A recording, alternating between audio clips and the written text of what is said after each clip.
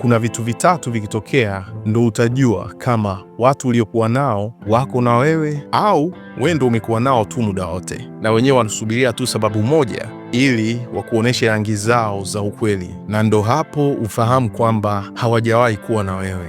Eneo la kwanza ni pale unapofanikiwa. Waangalie ulionao, wanafurahi na wewe au wanasikitika. Kwa wanaosikitika au kuumia au kuchukia, ni rahisi, utajua sio wa kwako. Lakini wale wanaofurahi ndo wa kuangalia mara mbili, kwa sababu inawezekana anafurahi sio kwa sababu ya mafanikio yako, ni kwa sababu ya atakachokipata kwenye kufanikiwa kwako. Na hii inatupeleka kwenye eneo la pili, ambapo ni ule wakati unapoanguka au kupitia mambo magumu. Hapa utawajua wa kwako kwa sababu watakaa na wewe bega kwa bega, lakini waliokuwa wanasubiria, sababu hiki ndo kipindi kizuri sana kwao kunyanyuka na kuondoka na kukuacha mwenyewe. Na eneo la tatu liko kwao wenyewe, ni pale wanapofanikiwa. Wakifanikiwa wanakumbuka kukushika mkono ili mnyanyuke pamoja, au wanakuacha nyuma kama vile hamjawahi kuwa pamoja. Wazingatie wanaokuwa karibu na wewe wanapofanikiwa au unapopitia shida.